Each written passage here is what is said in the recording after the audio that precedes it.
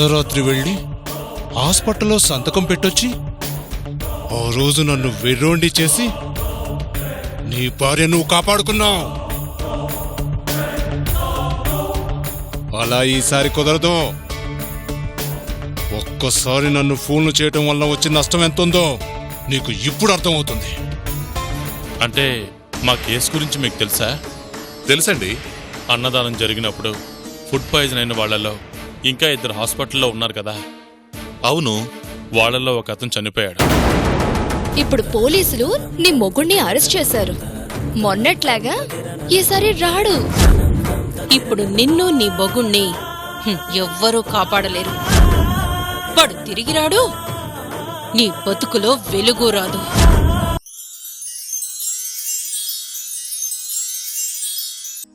మీ నాన్నని బయటికి రానిస్తారో లేదోనని భయంగా ఉందిరా.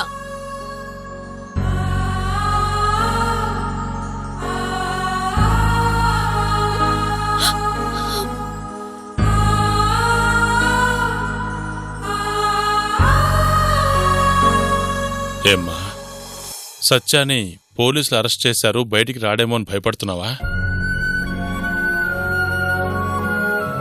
ఈసారి ఆయన ఏకంగా హత్య చేశాడు అంటున్నారు కదండి. లేదమ్మా, సత్య గురించి మనకు తెలీదా? చేయని తప్పుకి నేరస్తుల్ని చేసి సత్యాన్ని జైలుకి పంపించాలని చూస్తున్నారు.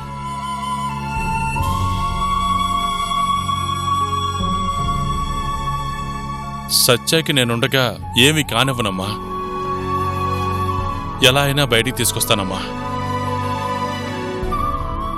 చనిపోయిన అతని భార్య సాక్ష్యం చెప్తుందంటున్నారు కదండి. ఆ అమ్మాయి ఏం చూసిందో, ఎందుకలా చెప్తుందో తెలీదు. అయినా చెప్పిందల్లా కోర్టులో సాక్ష్యం అవదు. లాయర్ అడిగే ప్రశ్నలకి సమాధానం చెప్పాలి.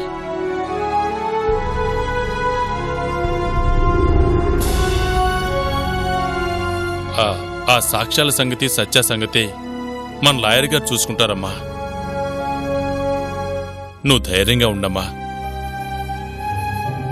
సత్యాన్ని నిరపరాధిగా తీసుకొచ్చే బాధ్యత నాది.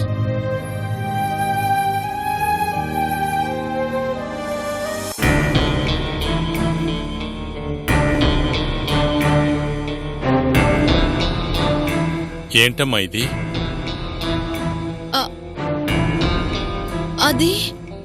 అది ఎవరిచ్చారమ్మా? ఎవరంటే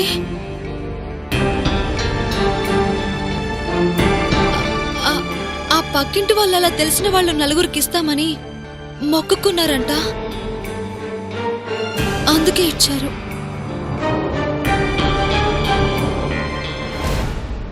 నిజమేనా? నిజమండి.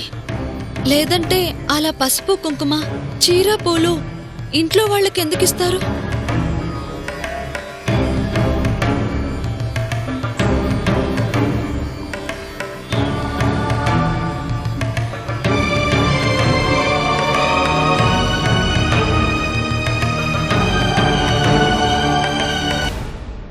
సర్లేమ్మా, నువ్వు సత్య గురించి బాధపడి కడుపులో ఉన్న బిడ్డను బాధ పెట్టకు. ధైర్యంగా ఉండు.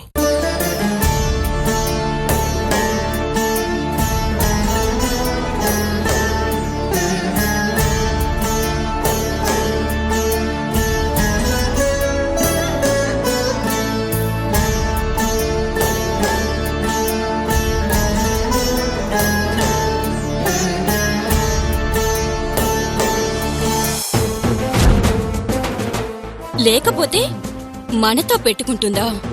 దెబ్బకి దానికి దిమ్మ తిరిగిపోయింటుంది. మనం చేసిన పనికి దాని మొహాన నెత్తుడు చుక్కలేదు, చూసావా? మరి నీ మొగుడింక రాడు, నీకు తెల్లచీరే గతి అంటే ఏ ఆడదైనా అలాగే అయిపోతుంది. అందుకే సింబాలిక్గా దానికి చివరిసారిగా కట్టుకో అని చీర సారిగా ఇచ్చింది. నిజంగా అది పౌరుషంగల ఆడదే అయితే ఈ పోటీకి ఊరేసుకొని చావాలి.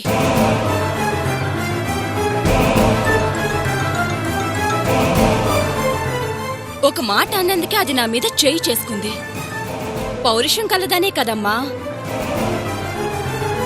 నో డౌట్ వాడు పోయేలోపు ఇది పుణ్యస్త్రీగా పోతుంది, చూస్తూ ఉండు.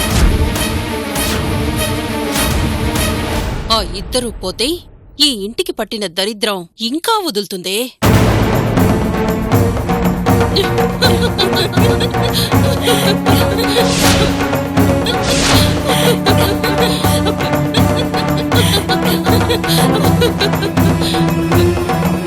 రేయ్, ఏంటి అమ్మాయినే కొడతారా? ఏ అంటే వాగుతున్నా? అసలు మనుషులంటే మీరు ఎవరు చావాలని కోరుకుంటున్నారు? ఆ? నా మంచి కోసం పాకులాడుతున్న ఆ మంచి వాళ్ళనా? సావిత్రి మొహంలో కళ తప్పినప్పుడే అనుకున్నాను ఏదో వెదవ పని చేస్తుంటారు, పిచ్చి గోతులు కూర్చుంటారు అని. అవును అన్నావు. దాన్నంటే నీకెందుకు అంత కోపం? దానికోసం అమ్మని నన్ను కొడతారా? ఏంటే మాట్లాడుతున్నావు? సిగ్గు లేకుండా ఇంకా మాట్లాడుతున్నావా? కొట్టడం కాదు, మిమ్మల్ని చంపి పారేయాలి. ఎవరే వాళ్ళు? వాళ్ళు ఏమవుతారు నాకు? ఏ సంబంధం లేదు. వాళ్ళు కష్టంలో ఉన్నప్పుడు నేను చేసిన చిన్న సహాయానికి ఆ అబ్బాయి నా కోసం జైలుకు వెళ్ళాడు. అక్కడ జైల్లో నానా బాధలు పడుతున్నాడు. అయినా ఆ పిల్ల చిన్న పిల్ల అయినా ఒక్క మాట మాట్లాడిందా? అలాంటి వాళ్ళని ఎలా చూసుకోవాలి? ఆడవాళ్ళైనందుకు కడుపుతో ఉన్న ఆడపిల్లని ఎంత జాగ్రత్తగా చూసుకోవాలి? అది వదిలేసి వాళ్ళ చావు గురించి ఆలోచిస్తున్నారా? చనిపోవలసింది వాళ్ళు కాదే, మనుషులుగా బతకలేకపోతున్న మీరు. ఇన్ని రోజులు ఏం చేసినా ఏమన్నా భరిస్తున్నాను కదా అని వాళ్ళని ఏమన్నా అన్నా కూడా చూస్తూ ఊరుకుంటాననుకోవద్దు. భార్య బిడ్డ అని కూడా చూడను. మాకన్నా మీకు వాళ్లే అంత ముఖ్యమయ్యారా? అవును, వాళ్ళిద్దరూ నా బాధ్యత. నా కోసం కష్టపడుతున్న వాళ్ళ గురించి ఆలోచించడం నా ధర్మం.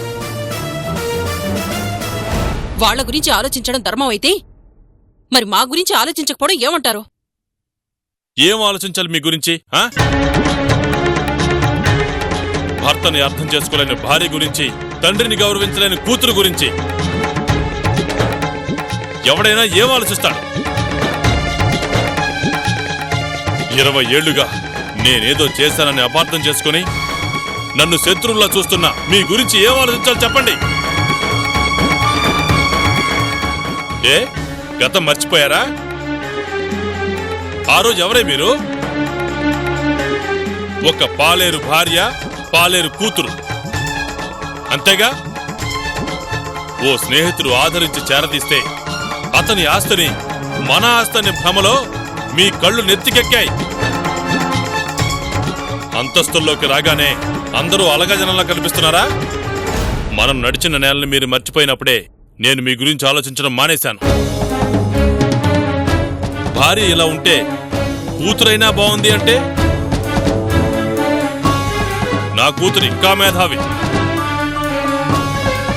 ఆడంబరాల కోసం కట్టుకున్న భర్తని, అత్తమామల్ని వదిలేసి పుట్టింట్లో చేరి నేనేదో తన కాపురం నాశనం చేసినట్టుగా నా మీద నిందలు వేస్తుంది. ఇన్ని రోజులు మౌనంగా ఉంది, ఇవన్నీ తెలియక కాదు, మాట్లాడటం ఇష్టం లేక. పదండి. ఎక్కడికి? సావిత్రికి క్షమాపణ చెప్పడానికి.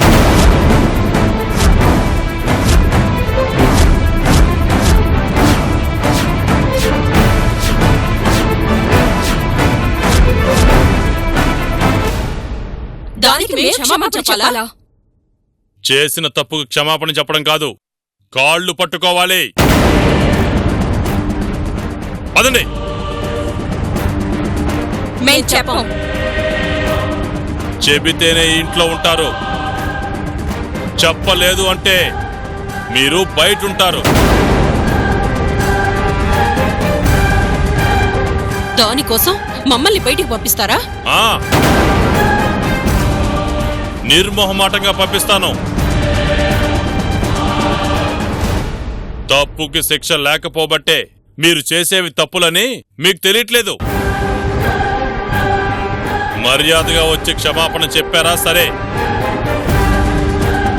లేదంటే ఈ క్షణమే మిమ్మల్ని బయటికి నెట్టేస్తా.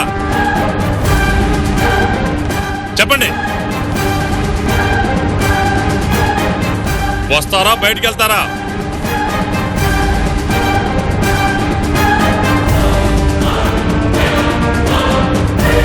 చెప్పండి. చెప్తాం. రండి.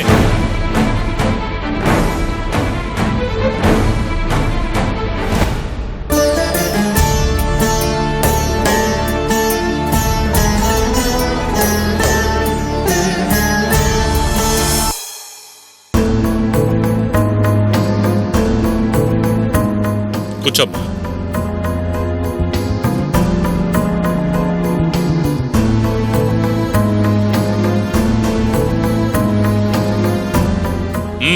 చెప్పండి. బుద్ధి తక్కువ ఎలాంటి పని చేశాం, ఇంకెప్పుడు నిన్ను బాధ పెట్టాం, మమ్మల్ని క్షమించు సావిత్రి అని అడగండి. అయ్యయ్యో, వాళ్ళు నాకు క్షమాపణ చెప్పడం ఏంటండి? మేడం వాళ్ళు ఏం చేశారని?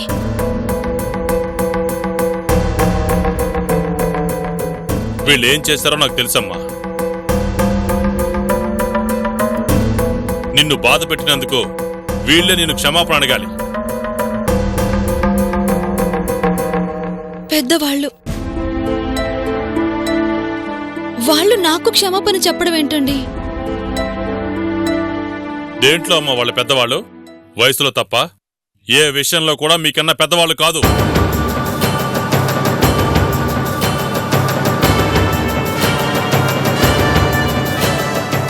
పెద్దరికం వయసును బట్టి కాదు, బుద్ధిని బట్టి వస్తుంది. ఆ బుద్ధి ఈ జన్మకి వీళ్ళకి రాదమ్మా. ఏంటలా చూస్తున్నారు? క్షమాపణ చెప్పండి. చెప్పండి. రండి, వెళ్ళు.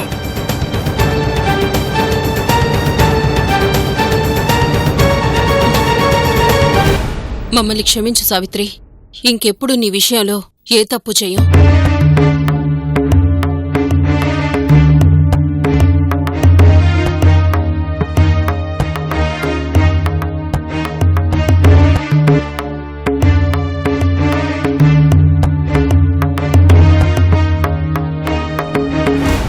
కూర్చోమ్మా. నువ్వేం కంగారు పడకమ్మా. ప్రశాంతంగా విశ్రాంతి తీసుకో. కూర్చో.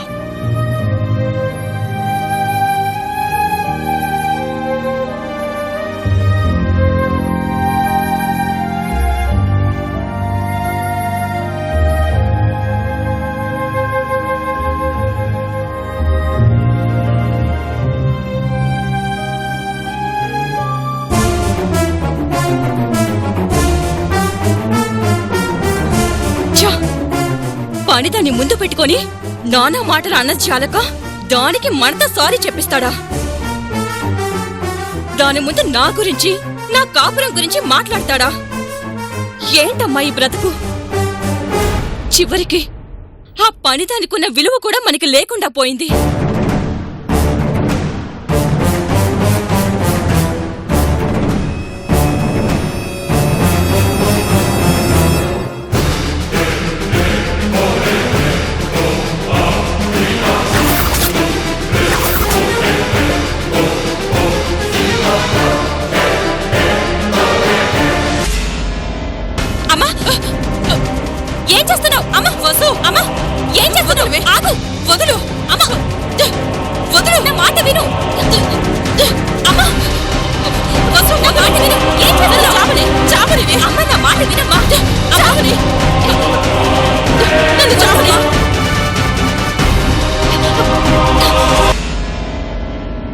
ఏంటమ్మా ఈ పిచ్చి పని? దాని గురించి నువ్వు చేస్తావా?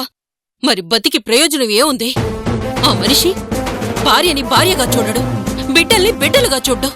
కట్టుకున్న భార్యని నాతో దానికి క్షమాపణ చెప్పిస్తాడా? దాని ముందు నేను తలదించుకొని నిలబడేలా చేస్తాడా? ఆయన చేసే అవమానాలు బాధలే భరించలేక చస్తుంటే ఆయన వెంట వచ్చిన మనుషులతో కూడా అవమానాలు పడాలంటే నా వల్ల కాదే వసు. అందుకే నాకీ బతుకే వద్దు. అమ్మా, నిన్న కాక మొన్నొచ్చిన దానికోసం మనం చచ్చేదేంటమ్మా?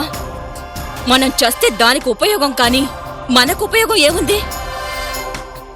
అందుకే మనం చావటం కాదు, మనల్ని అవమానించడానికి కారణమైన దాని సంగతి చూడాలి.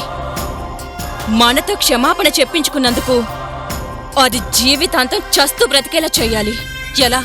ఎలాగే దానంతు చూసేది? ఆ సంగతి మనం తర్వాత ఆలోచిద్దాం. ఈలోపు చావాలని ఇలాంటి పిచ్చి ప్రయత్నాలు చేయకు. మన ఇంట్లో మనం బ్రతకడానికి భయపడేలా చేస్తుందా? చెప్తా దాని సంగతి.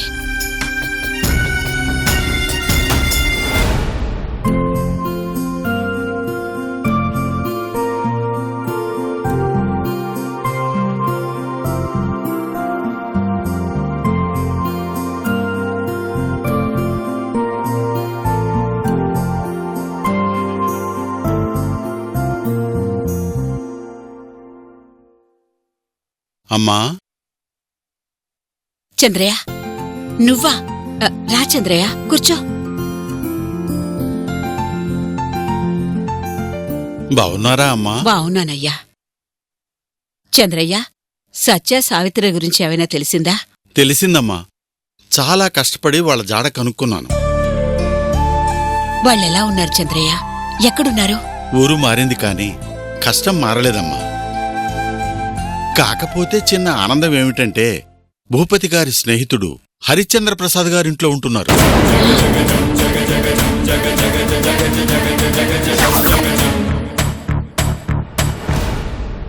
వాళ్ళింట్లో ఉంటున్నారా? అవునమ్మా, మన సునందమ్మ గారి మామగారింట్లోనే ఉంటున్నారు. వాళ్ళందర్నీ చూసావా? ఎలా ఉన్నారు? అందరూ బావున్నారా? లేదమ్మా, ఎవరికి వారు అన్నట్లే ఉన్నారు. ఆ రోజు జరిగిన దానికి పగతో ఇప్పటికీ సునందమ్మగారు హరిగారిని దెబ్బ కొట్టాలనే చూస్తున్నారు. అవునా? మరి వాళ్ళ మధ్య వీళ్ళెలా ఉంటున్నారు? ఎలా చేరారో గాని హరిగారి దగ్గరికి చేరారు. అక్కడ జరిగిన గొడవల్లో చేయని నేరాన్ని తన మీద వేసుకుని సత్య జైలుకు వెళ్ళాడు.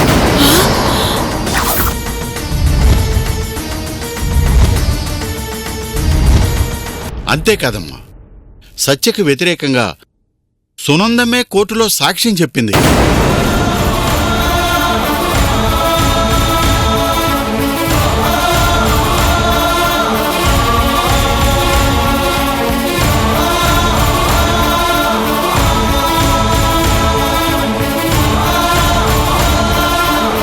అంటే సత్యనెవరనుకుంటుంది? తన సొంత మేనల్లుడు గురించి సునంద అలా ఎలా సాక్ష్యం చెప్పింది చంద్రయ్య? ఏమోనమ్మా, ఏం అర్థం కావటం లేదు అక్కడ పరిస్థితి. చుట్టూ అయిన వాళ్ళు మంచివాళ్ళు ఉండి కూడా వాళ్ళకి ఇంకా కష్టాలేంటి చంద్రయ్య? సొంత మేనల్లుడికి వ్యతిరేకంగా సునంద సాక్ష్యం చెప్పడం ఏమిటి?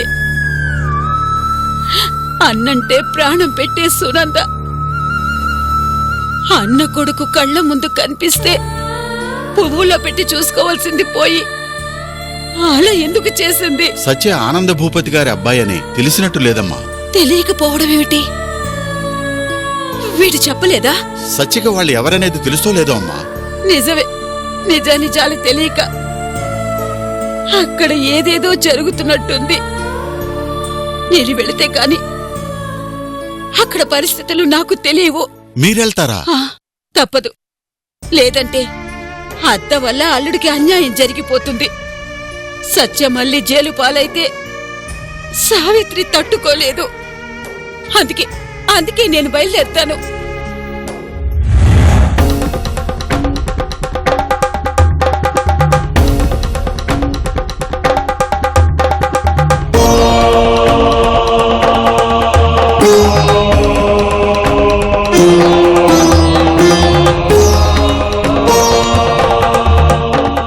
బాబు, త్వరగా పోనీ బాబు. వెళ్తున్నాను కదమ్మా. చాలా ముఖ్యమైన పని బాబు, కొంచెం తొందరగా వెళ్ళాలి. అలాగే.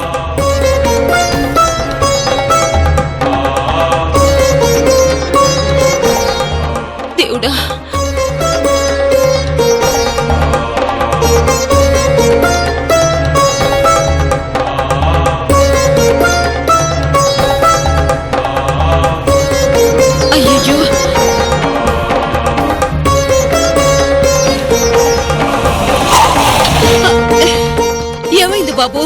ఏమోనమ్మా, రిపేర్ అయినట్టుంది, చూడాలి. త్వరగా చూడు బాబు, త్వరగా చూడయ్యా.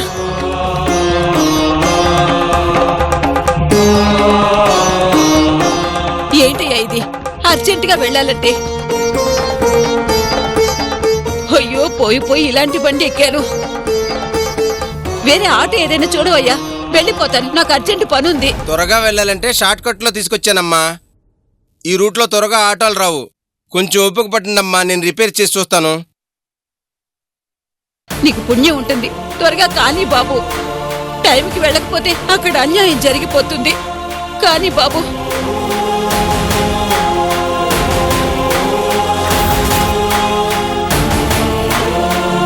త్వరగా కానీ బాబు. అయిపోవచ్చిందమ్మా.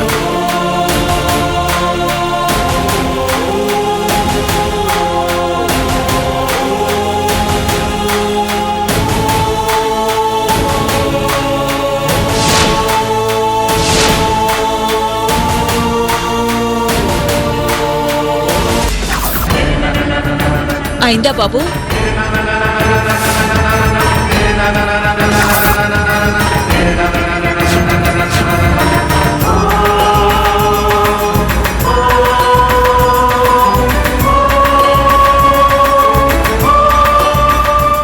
సునందా,